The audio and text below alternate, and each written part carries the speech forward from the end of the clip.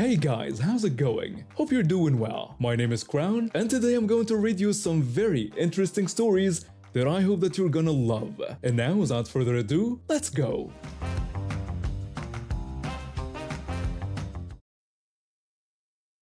I live in a small neighborhood and have a normal driveway in front of my house where I park my car. Just a Toyota, not anything fancy. I moved here 3 years ago after burning out from a high-stress tech job in the city.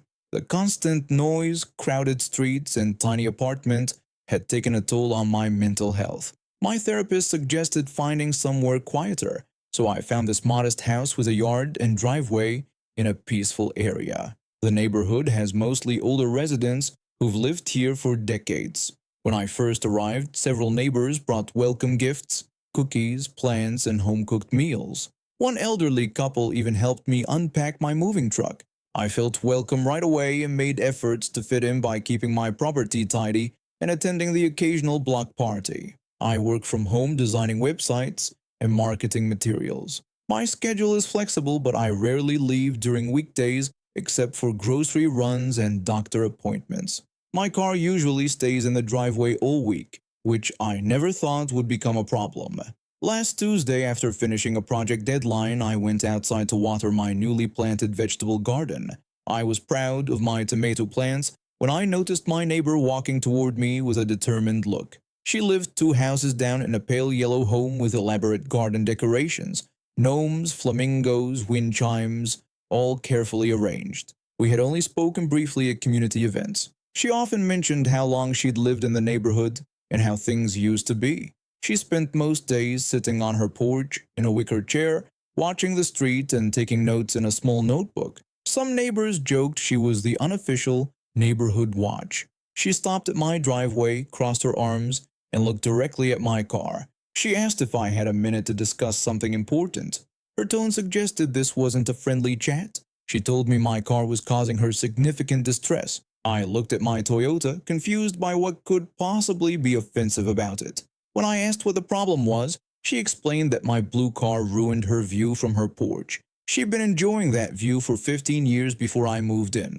I thought she was joking at first. When I realized she was serious, I was speechless. She continued that the previous owner rarely used their driveway, giving her an unobstructed view of the maple trees across the street. My car blocked that view and she wanted me to park elsewhere. I explained that this was my property and my driveway, and I had nowhere else to park my car. She suggested I use my garage, but I told her the house doesn't have one. The previous owners had converted it into a home office, which was actually one of the selling points for me. She then suggested I park on the street or around the back of my house. I don't have a back entrance suitable for a car, and street parking would mean a longer walk, exposure to the elements, and potential security issues. Plus, there was a 2-hour daytime parking limit on our street, a rule she herself had pushed for at a town meeting years ago to prevent outsiders from parking in the neighborhood. I politely declined. She then changed tactics, mentioning she was close friends with both the head of the Homeowners Association and the local zoning commissioner. She hinted that they might find issues with some of my recent yard renovations if I didn't cooperate. This was a clear attempt at intimidation. I'd carefully checked all HOA guidelines before making any changes to my property. I told her she was welcome to report whatever she wanted, but I wouldn't be moving my car. After she left, I checked our HOA regulations again and found nothing about driveway parking restrictions. I took photos of my property just in case she tried to make false claims about violations. The next morning, I found neighborhood bylaws in my mailbox with sections about aesthetic harmony highlighted. That afternoon, a man identifying himself as the HOA president knocked on my door. He seemed embarrassed as he explained someone had filed a complaint about my vehicle placement. After seeing my perfectly normal car in my standard driveway, he apologized for bothering me and assured me there was no violation. 2 days later, I received an anonymous note suggesting my property value would mysteriously decline if I didn't address the car situation. I installed a security camera facing my driveway that evening. The weekend after, I hosted a small gathering with colleagues from my old office. One friend arrived in his restored vintage muscle car, another in a bright red SUV. I made sure they both parked in my driveway. Later that evening, I noticed my neighbor taking pictures from across the street. On Monday, I found small scratches on my car's driver's side door. My new security camera had captured footage of someone approaching my car at 2 a.m., but the video was too dark to identify the person clearly. I filed a police report and showed them the footage. The officer recognized my description of the neighbor's situation immediately. Apparently, she had made similar complaints about other residents over the years. He advised documenting all interactions and considering a restraining order if things escalated further. A week later, I was collecting mail when another neighbor, walking his dog, stopped to chat. When I mentioned the car drama, he laughed and told me this was a pattern. She had complained about his holiday decorations, another neighbor's wind chimes, someone else's choice of exterior paint color, and even a family who owned a boat they occasionally parked in their driveway for weekend trips. The community had started an informal text group to warn each other when she was on the warpath about something new. He invited me to join and offered to connect me with other neighbors who had dealt with her complaints. Through this group, I learned she had unsuccessfully tried to run for HOA president 3 times, each time promising to restore neighborhood standards. During her last campaign, she had distributed a 12-page manifesto about proper lawn maintenance and acceptable exterior color schemes. My car is staying in my driveway, where it belongs.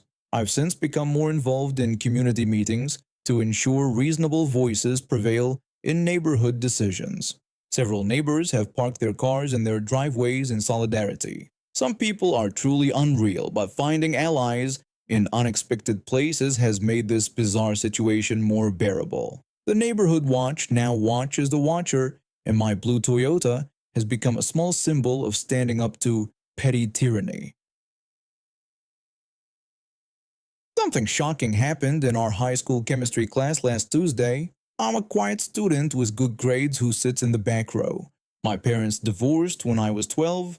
My mom started dating again 6 months ago and met a nice architect guy. He helps me with math homework and makes my mom happy. Last week, we had a substitute teacher for chemistry class. She seemed normal at first, but during attendance, she looked at me strangely. When she called my name, she stared at me for too long before moving on.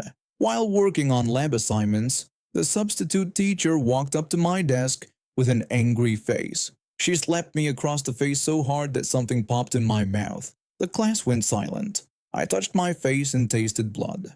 When I spit into my hand, I saw my tooth. She had slapped a tooth out of my mouth. She started screaming jumbled words at me. She yelled about me being the one and asked how I dared to do something. She shouted that he was hers and that I should tell her that he belonged to the teacher. She ranted about my family. I was bleeding and confused while classmates watched. Our class representative went to get the principal. 2 friends stood between me and the teacher. One friend asked what was wrong with her and told her she couldn't hit students. The teacher kept screaming that I knew what this was about and my mother knew too. She wanted me to tell my mother to stay away from what was hers. The principal came in with security. They had to hold her back as she tried to get at me. The principal told someone to call an ambulance for me and police for the teacher. They took me to the nurse and I called my mom. She came to school and was upset when she saw my face and missing tooth. The police were there and the teacher was handcuffed in the principal's office. Mom asked what happened. I told her the substitute teacher attacked me for no reason and I didn't know her. The principal talked with my mom privately. When mom came back, she said she might know what happened. The woman was Jack's ex-girlfriend. Jack is mom's new boyfriend.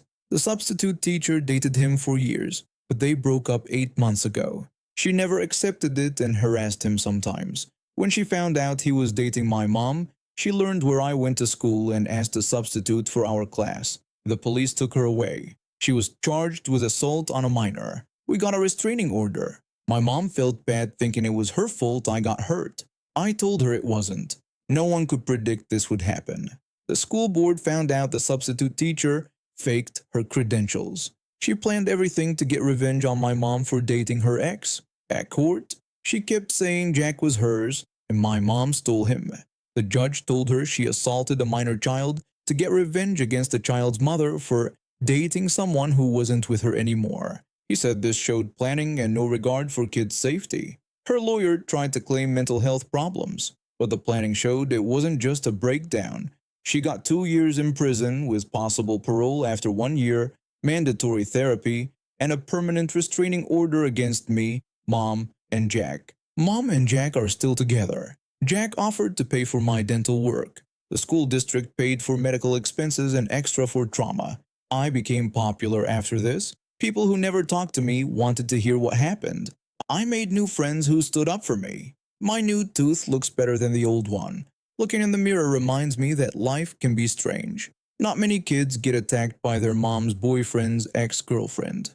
The school added more security and better background checks for substitute teachers. When we get a new sub, everyone looks at me nervously. We laugh about it now. I can't believe someone would hit a kid over something like that, as if hurting me would make Jack go back to her. I drove someone to quit their job by telling them about my dad's cancer. I've worked at this marketing firm for 3 years. The work pays the bills and my colleagues are pleasant. At least they were until he showed up. 2 months ago, we got a new guy in our department. From day one, he talked about golf. He had golf-themed ties, golf desktop backgrounds, and a tiny putting green under his desk. His entire personality was this sport. For the first few days, we barely spoke beyond good morning since our desks were in different areas. After about a week, we got assigned to a project together, which meant working close to each other for several hours daily. At first, he kept to himself. By the second day, he wanted to get to know me. He said hello and mentioned we hadn't talked much. I told him I'd been busy, but things were good. It was normal office small talk. He asked where I lived, how long I'd worked there, and if I liked the new coffee machine. Then the conversation turned to golf. He asked if I played golf. I told him I never got into it, but my dad loved it. His eyes lit up. He asked how often my dad played. I explained my dad went weekly with friends, but hadn't played lately because he was sick. My dad raised me alone after my mom left when I was young. He worked 2 jobs to give me everything I needed and never missed school events despite his schedule. Golf with his friends was his only break. 3 weeks before this conversation, we got the news that changed everything. Stage 4 brain cancer. Since then, it had been doctor appointments, hospital stays, and tears. My co-worker didn't notice I was uncomfortable. He told me my dad couldn't let sickness get him down. He said my dad needed to power through because that's how people get better. He added that fresh air and exercise heal the body. I tried changing the subject to our project deadline, but he kept going. He asked how long since my dad played and said he should get back out there, claiming staying inside made him feel worse. I told him it was more complicated than that and my dad couldn't play right now. He dismissed this and talked about his grandfather who had pneumonia last year and returned to golf within a month. Then he asked if my dad had the flu or bronchitis. I didn't want to discuss my father's illness with someone I barely knew. When the diagnosis was so new, I could barely talk about it without tears. But he kept pushing. He offered to take my dad golfing and asked which course he used. He said he could get my dad back into the swing of things.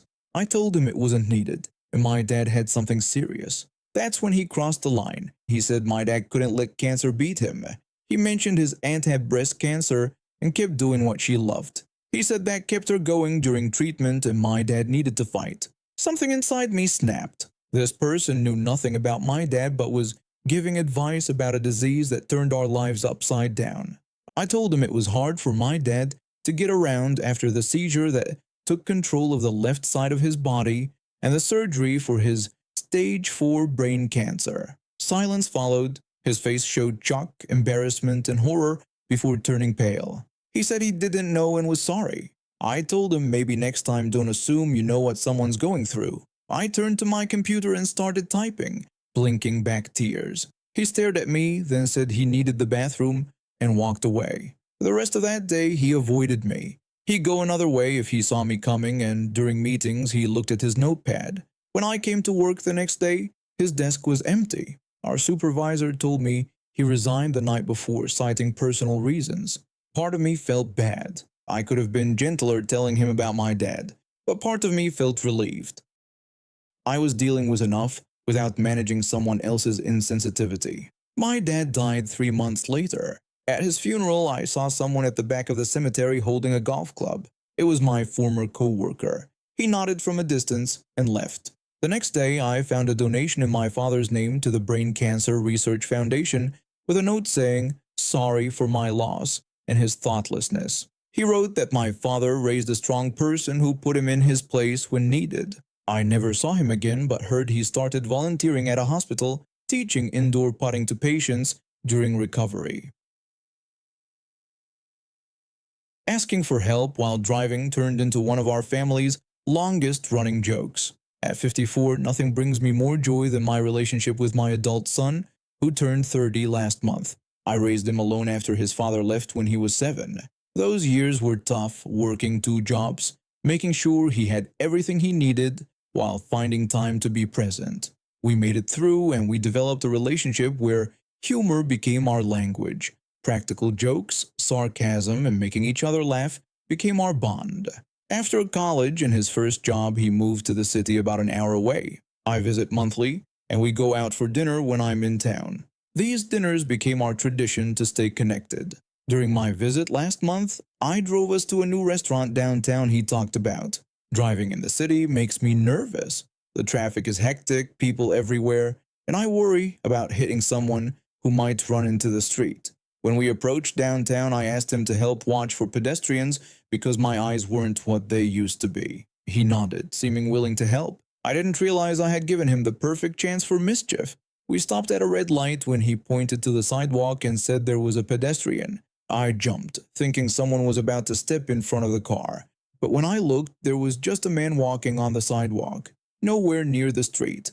I asked what he was doing and told him I meant people crossing the road. With an innocent look, he said, "I had just said pedestrians, and that was a pedestrian right there." I rolled my eyes and focused on the road as the light turned green. 30 seconds later, he pointed out another pedestrian, gesturing toward a woman walking her dog. Then he continued, announcing 2 more pedestrians walking together. Each time I'd look, thinking someone was crossing. Each time, it was just people on the sidewalk. I told him he knew what I meant. He said he was just following my instructions to watch for pedestrians. That's what he was doing. Then he pointed out another one. By the 5th pedestrian announcement, I started laughing. Something about his delivery and commitment was hilarious. By the 10th one, I was laughing so hard tears streamed down my face, and I pulled over because I couldn't see. I told him I couldn't drive like this. He said he was just being helpful, then pointed out another pedestrian. When I said I might wet myself from laughing, he dismissed my concern and pointed out yet another pedestrian. Once I collected myself, we continued downtown, with him announcing every person walking nearby. He changed his tone, using whispers for people far away, loud calls for groups, sing-song voices for couples. By the time we reached the restaurant, my stomach hurt from laughing, and my cheeks were sore. I asked if he thought he was funny. He said he didn't think he was funny, he knew he was. Then he pointed out a pedestrian in the parking lot. During dinner, he'd point out the window and mouth pedestrian silently, making me giggle again. The waitress probably thought we were odd. On the drive home, it continued, every person, every corner. By the end of the night, he started rating pedestrians on their walking style. He announced a pedestrian with good form and pace, giving them an 8.5. Then he spotted someone looking at their phone while walking, saying it was dangerous and giving them a 4 out of 10. I told him he was ridiculous and that I'd created the monster. He said I'd taught him everything he knew, then rated a pedestrian with shopping bags, impressed by their speed despite the load, giving them a 9 out of 10. A month later on my next visit, I almost forgot our joke. We were going to dinner again, and he offered to drive. When we got close to downtown, I relaxed, since I wasn't driving. Then it started again. He called out pedestrian. I asked if we were doing this again. He continued, pointing out a pedestrian with a baby stroller, one jogging and one with ice cream. I was in tears laughing again. He kept it up the entire drive, noting every person walking near our route. I told him I couldn't believe he was still doing this after a month. He said this was our thing now. It was forever. Then he commented on a pedestrian crossing against the light. At the restaurant, the hostess asked if I was okay since I was wiping tears. My son told her I get emotional about pedestrian safety. That made me laugh more and I couldn't explain. Now, whenever we drive together, the pedestrian announcements happen. It's our ritual, our inside joke, our way of connecting. Sometimes I try to beat him to it, but he's always quicker with the announcement. I accidentally started this game, but it's become one of my favorite things. It shows that through the tough years of single parenting, I raised a son with a sense of humor that matches mine. I wouldn't want it any other way. And now we have reached the end of today's stories. Thank you for watching, and see you next time.